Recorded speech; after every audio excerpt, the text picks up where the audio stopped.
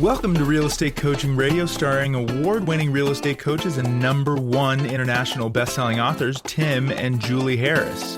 This is the #1 daily radio show for realtors looking for a no BS, authentic, real-time coaching experience.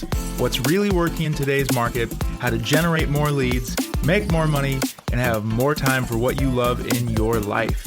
And now your hosts, Tim and Julie Harris. 3, 2, 1, and we're back. It is August. Is it August? It is indeed August. The 18th. And this is what day are we on? 42. Day Yes. 42 of our 60-day Harris U.S. tour. And today we are podcasting live, and the audio quality isn't the greatest. Just bear with us because we are standing in a hotel room at the Laguna Beach Surf and Sand, and we are looking out the Pacific Ocean. And the Pacific Ocean is making so much racket this morning that, frankly, it's just not being considered of our podcast. That's right. And it should have been a hint that when you check in here, you are given earplugs.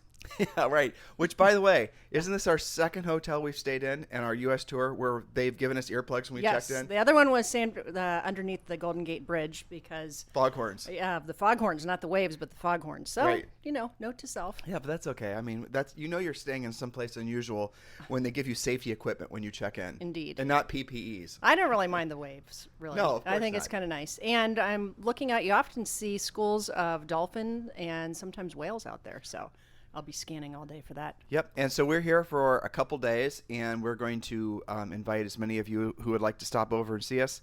We're going to be on probably down at Montage, maybe down on the beach here at Surf and Sand, different places here in Laguna.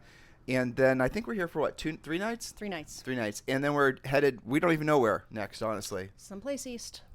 Going east. Yeah. We know somehow magically we're going to be passing through Iowa because we have hopefully a large group of folks that we're meeting with there. We think, we'll know we're going to make it back through Ohio where we're originally from. And we know we're going to stop over in Murphy where we have a little house in Murphy, North Carolina. And we know we're going to end up in Atlanta. But between those spots, we got no clue. So it's largely determined by... frankly, whatever our mood is that particular day, and we're having a great time in this U.S. tour. Best part, of course, is meeting with all of you. We had some folks we met with yesterday, Ben and Christy Salem in Calabasas, and we met with some people. And Trevor and his wife. Yeah, Trevor and his wife and other folks. So, yeah, it's great. And I know a lot of you have threatened to come visit us here in Laguna. You're more than welcome. It's conveniently located, depending on the time of day, about 45 minutes from L.A. or from San Diego. So you're certainly invited to come visit with us. And we'll be posting on Instagram. And if you want to communicate directly with me, you can just text me directly at 512-758-0206. And we are going to pick up right away. We're talking, actually, you know what? Yes. So I talked about this on Instagram this morning, and I'm going to share it with you guys today. We have a big reveal. How influencer is that? But today we have a big reveal that we're inviting all of you to be part of on Instagram. And the only hint I'm going to give you is that it's blue. It's blue. It might be blue and orange, but you shall see. So follow us on Instagram at Tim and Julie Harris, and we're going to be doing a little reveal video, and we have to go there next. And if you hear me having an elevated state of excitement, it's because this is something I've been looking forward to for a long, long time, years. So I want to share that with you guys on Instagram. Julie, looking out in the ocean, do you see the guy? I know, and that's quite far out. This person is swimming. They have a little swim cap on. I hope that that's enough to protect it's hazard orange. Yes, braver than I being that far out, but good for them. That's somebody motivated getting Hold on, what's that morning behind them? ocean swimming. Is that a fin? Yeah, that's what I was thinking. But what's funny about swimmers and surfers out here is that they'll report in the weekly newspaper, or you'll hear about it from doctors here or something, that they'll come across something and they'll say, oh, but it was okay. It was the nice kind of shark. Yeah, exactly. Like they know how to identify it. I don't know about you, but anything with a fin, I'm pretty much out of there. But that just goes to exposure to growing up on the ocean. Stuff like that. So that's kind of cool. I think the nice ones take a nibble and the mean ones take a bite. And you may never hear about the mean ones either. But there's not a lot. I don't remember any Southern California shark attack stories. I know there's occasionally some that happen up in Central California. We just were. Yeah, and down in Cabo and areas like that. Exactly. But if I remember correctly, also those areas are near where there's migration of great white sharks or something like that. Something. And I know here in Laguna, and I don't remember. I think it's the fall, right? The blue sperm whales. They migrate from wherever they're coming from north, and don't they go down to Mexico and have babies or something? Yeah, it's pretty amazing. It's very cool, and you really can see them from points looking out. So that's really neat. I'm looking forward to maybe catching a glimpse of something. And of course, the pelicans are out there fishing. And Julie, this might be your best hotel room choice so far. Well, thank you. Yeah. It's a little loud, but really, you can't complain about why that is. It's kind of nice to hear the waves crashing. The ocean is so loud. Oh, I know. It's so annoying. Some earplugs. Exactly. Yeah. Well, we're talking about the 12 reasons to become a listing agent. Listen to the first 2 days worth of shows, and it's kind of I think a softball title, truthfully, because it's the better title may have been 12 reasons you desperately need to become a listing agent now. And there's a lot of anecdotal data that's coming out about the nature of the real estate market across the country. But I'll tell you where Julie and I get our information is from our coaching clients, our podcast listeners, all of you guys. You're telling us what's going on in the market. And so someone we met with yesterday who asked me not to disclose any particular information told me, and he works with one of the most prestigious independent brokerages in all LA. This is the brand that's usually associated with really very well-known actors and the high-end stuff. High-end, very, very high-end stuff. And he told me confidentially, and I'm not saying anything more than what I just said, that the last 2 months have been one of their slowest sales months in history. And the reason was not from lack of demand, but lack of inventory. No big surprise, right? And so what we are expecting, and we've heard this from other people as well, and I'll tell you the other thing we've noticed in our own coaching business is the coaching sales have been a little slower for the last 2 months. And all of this basically points to the same thing, that overall, I think there's a whole bunch of reasons why consumers are maybe taking a slight sidestep from the housing market right now. And we've been, again, sharing with you guys as we've been meeting with the real boots on the ground, you guys, and hearing the stories from you. And the one thing that Julie and I, just to go over these reasons why we think this is a temporary slowdown, it is a temporary slowdown because demand certainly hasn't waned, is because a lot of people were taking a breath after now that they're vaccinated and they can travel again. And we didn't need any more proof than traveling ourselves, because Julie wanted to stay at a different hotel, but it was completely booked. And fortunately, we were able to grab this room. So moral of the story is there's a lot of people that have taken some significant time off now that they're vaccinated. And, we're not going to debate COVID and masking and all that. That's not what we do on the show. But the vaccines obviously protect you from getting sick from even the new strains of coronavirus, or of, what is it, COVID. And then, so there it is, Delta, right? So a lot of people are celebrating that, I think, by getting out and traveling. You're seeing that in what people are, people are spending money. They're buying high ticket items. And this is something, it's like Julie's birthday in March of 2019, 20? Yeah, 20, where we were talking about I think by April or May, people sort of started to settle into dealing with this pandemic, and there was people were talking about the vaccine that was going to be created, and it was easy for us to start looking at our crystal ball and see that a year or two in the future there was going to be a bit of a renaissance, or at least there was going to be a bit of a feeling of rejoicefulness, as once the pandemic was something that a lot of people felt was in the rear view. And again, I'm not being political. I said felt that was, right? I didn't say that was or is, right? So those of you who are hypersensitive to this, do not attack us for acting like we know what the hell we're talking about with regards to the virus. Don't get triggered. Right, don't get triggered. We don't, this isn't what this is all about. This is real estate coaching radio, and what we're telling you is relevant to what you're experiencing in the market, or what you might be experiencing yourself. So that's the first thing, is that there's a lot of people that are traveling, a lot of people that are feeling very celebratory in their own individual ways, and a lot of people, frankly, that are not wanting to be, cooped up and, hemmed in anymore. And for the most part, I think the local governments have sort of figured out and resolved how they're going to deal with COVID, and people are feeling, I think, a sense of relief because they have more of a sense of certainty. Ultimately, I think that's a good summary of it. And the second thing, the reason we know this is a temporary thing, is because even though there's people that are suggesting interest rates are going to go up, the interest rates are not going to go up anytime soon. We're not going to get into a long diatribe about that. But the moral of the story is that there's enough negative economic news, despite all the positive economic news, that would lead you to believe that the Fed won't have a real reason to raise, especially mortgage interest rates. And we're even seeing in some markets that the interest rates and some price points, the interest rates are actually going to start on the decline. And really, the biggest reason, this is the other thing we're seeing across the country, is the pent-up demand is palatable. The number of people out there and the feedback we got everywhere from Idaho to Montana to Colorado to Washington State to Wyoming, every place we've been so far, and we're going to over 20 different states, that's the recurring message. I've got droves of people that want to buy.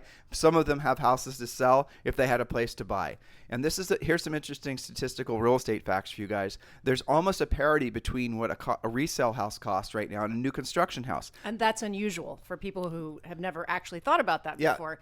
Usually the new construction is quite a bit more expensive. Sometimes the builders will subsidize the financing with buying down rates when rates are higher. So now that gap has been closed almost completely, and the resale has caught up to those new construction prices. And keep in mind, the new construction prices are pretty much as high as they've ever been, due to lots of different factors, the products that the builders need, the cost of land, all of those, cost of labor as well. What's the labor cost that's surprising them? And folks are having hard times finding laborers. I know, like where we live in Puerto Rico, we always talk about the cost of the added cost of just the raw building materials. Mm-hmm. But what's happening in Puerto Rico, and Dorado in particular, is there's Mexican construction crews that are evidently quite talented, that are actually starting to be the contractors for all these high-end builders and even moderately priced builders.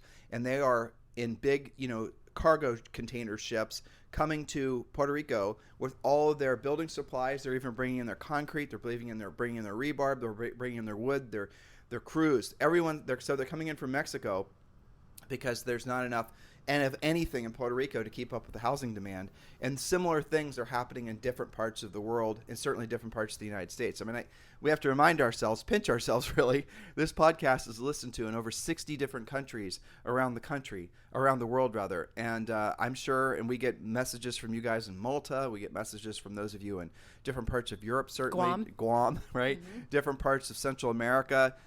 All those things where we have coaching clients and mostly podcast listeners, you're experiencing the same thing. And why? Ultimately, it's because you could also argue that inflation is causing a lot of people to feel uncomfortable with keeping a lot of cash. I think that might be, again, one of those topics that people might feel is argumentative or political. But I'm just telling you what we're noticing. A lot of people are looking to purchase just about anything that they feel is a store of wealth. And we're seeing that certainly as we were in Monterey Car Week, the car sales, that especially the the higher end car sales, were off the charts. I don't know if you guys have ever watched auctions before, but like if some car comes up for auction, let's say, the range is, I'll just pick one that I was actually watching. There was a beautiful 4-cam 1957 356 Carrera Coupe. And the range was something like $385 to $425. So the auction house said this will sell for as little as this and as little as that. So they're sort of like bracketing the pricing for the sake of the buyer's expectations. Well, consistently the prices were over the top range. So it wasn't going for $425. It would go for like $450 or $475. And that was happening all the way up in the price points. Now you guys are saying, Tim, why are you talking about all this rich guy stuff? Well, it's because we even saw that happening. There's a Myers Manx, which I saw sell at Meekum. I was standing in front of it. And if you guys are familiar with the Beach Boys, imagine a Beach Boys cover art, and these guys are hanging out of like this. a dune buggy kind of looking It's a dune thing. buggy, right. Yeah. So it had the over and under of like, 18 to 25 grand. It sold for like 60. That was crazy. Well, and so I think the point you're making is, people have a lot of enthusiasm. People are getting out there. People are buying assets. And unlike previous car weeks, pretty much everything was selling. Not only was it selling, but it was selling more than the high estimate for most cars. And in previous years they would come out with that, and sometimes cars just wouldn't sell. They wouldn't meet that. It would go into the bid goes on, then you'd go and maybe negotiate something else. We had to actually hunt down the bid goes on cars because there weren't that many of them. Right. We weren't buying anything there. We're just mostly curious and looking so we could share the experience with all of you. But guys, it's an endless. We could give you a long list of all the things that we saw that were really expensive, but also gas. How about food, hotel rooms? Well, one of our podcast listeners and friends yesterday told us that I think they were in Utah at a Whole Foods, and it was basically looked like it had been Yeah. raided. You know, like so groceries are selling out. Christy Salem told you that yesterday in Exactly. L.A. Oh, it was LA. That's Yeah, right. and she said basically. So what's actually happening? Well, this is kind of my third or fourth point as to why there's just a temporary lull in the housing market. The desire to own a home hasn't gone away. Matter of fact, the desire to own real estate or any hard assets actually increased because of the fear of inflation. And now what you're seeing is the government move away from this talk about transitory inflation, whatever that really meant. And now you're seeing them settle into the reality that we're in a longer-term inflationary cycle, which will rise. And we've talked about this in this podcast, but again, keeping this relevant to all of you, it is going to cause not just the prices of houses to increase fairly dramatically.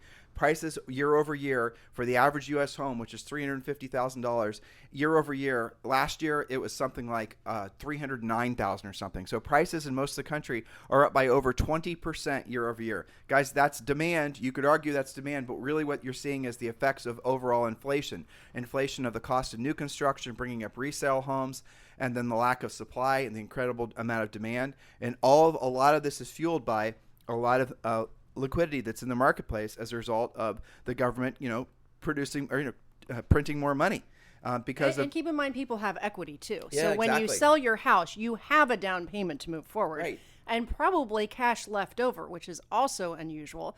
You add to that the demographic story, where you have a huge generation of people buying their first or second homes. So the demand is not going away. That's definitely certain. Prices are going up, which is really great for somebody who's a commission-based salesperson because their income goes up right along with it. Well, anyway. So you guys are in the right place at the right time in the right industry.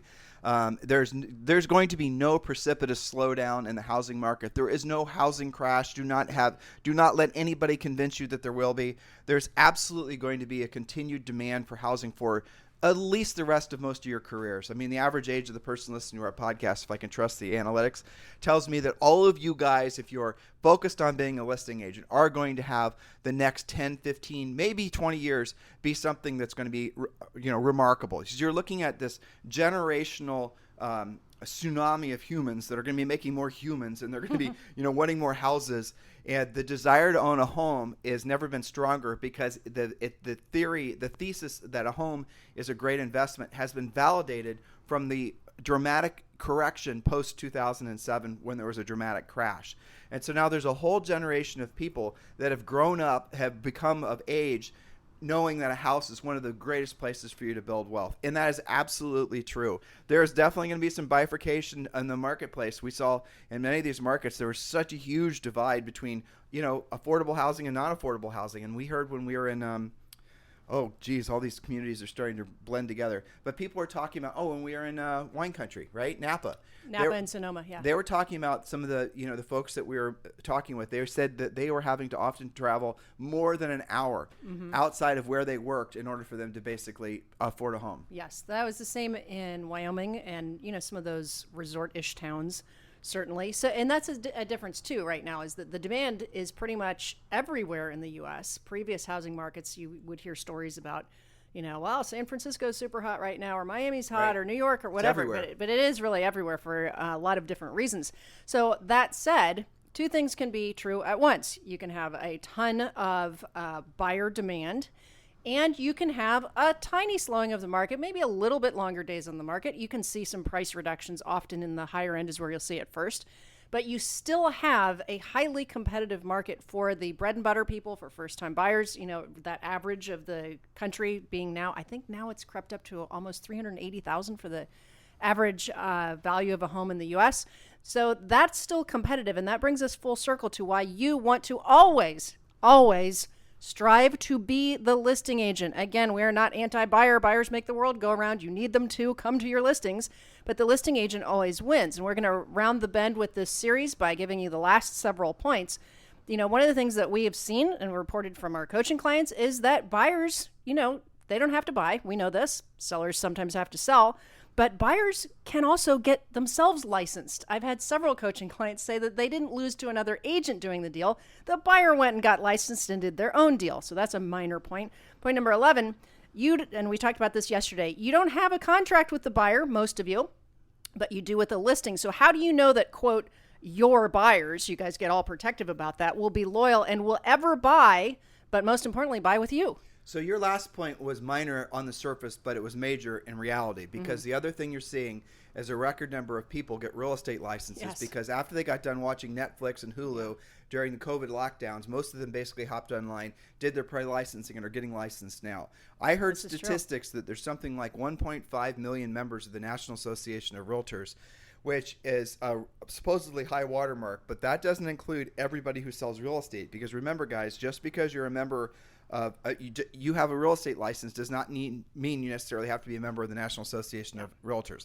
A lot of people, it's rumored, it's believed that there's at least 1 million people in the United States alone that are real estate agents, not members of National Association of Realtors. That, again, means you're going to be running into a lot of people who are fresh licensees, a lot of people that are doing real estate as a side hustle. And who are they going to be focusing on primarily? What sort of client? Buyers, of course. So you're looking at more reasons why the buyer into the business is going to become tougher, because it's going to even become more saturated. And all those buyer leads that a lot of you have only known to buy from social networking, from buying buyer leads from Zillow, from doing all the other things that have been normalized since 2007, 2008. And if you've only been in real estate during that time, that's been essentially your whole work experience in real estate, is buying business and branding and team building and all this other stuff. The reality of it is that into the market, it is going to become, it already is ridiculously tough. It's going to become tougher. It's going to become more competitive. There's going to be more if you want to look to see where the churn or the failure is in the real estate industry, it's for agents that get into the business and follow the wrong path. Follow the wrong path towards being buyer's agents. Follow the wrong path on buying leads. Following the wrong path and not learning how to essentially be professional salespeople. That is what you are. A salesperson is a problem solver. A salesperson knows how to proactively lead generate. That means not buying their business. Knows how to pre-qualify. Knows how to present. Knows how to negotiate. Knows how to actually get a transaction done at the highest level, but primarily focusing on being a listing agent. If you're Julie said it too. If there's there's no such thing as a buyer that has to buy.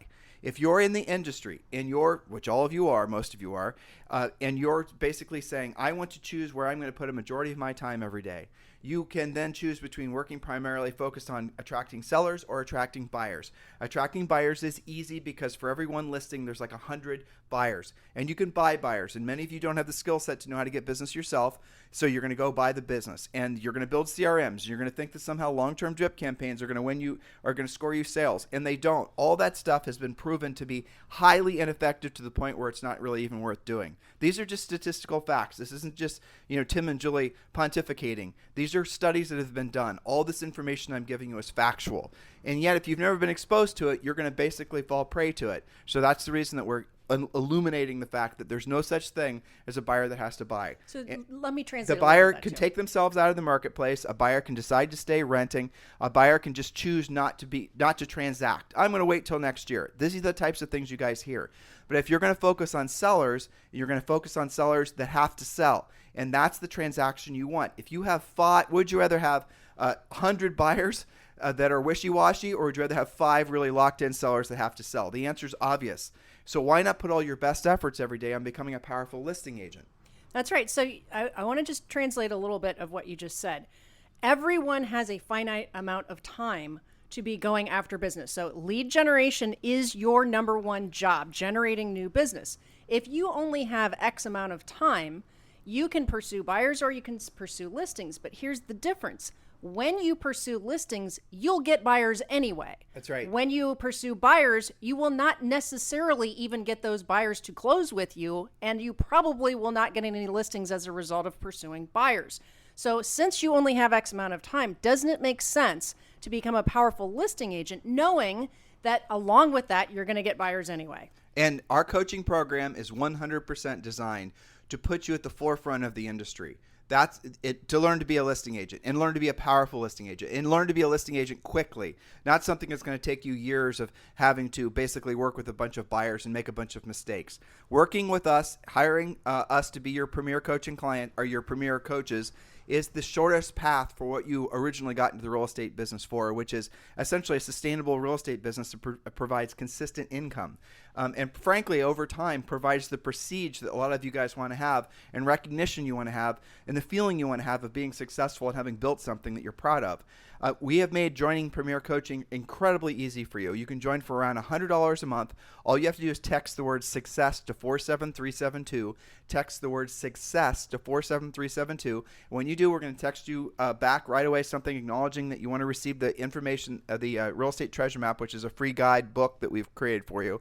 You then hit, type yes, and then we send you back an immediate link. Now, you can also, you'll also be entitled when you do that to a free coaching call with one of our new member coaches. So we'll call you, and you can just, choose your day and time and speak with one of our new member coaches, and they'll also help you get started on getting your treasure map done. This is all free, no obligation.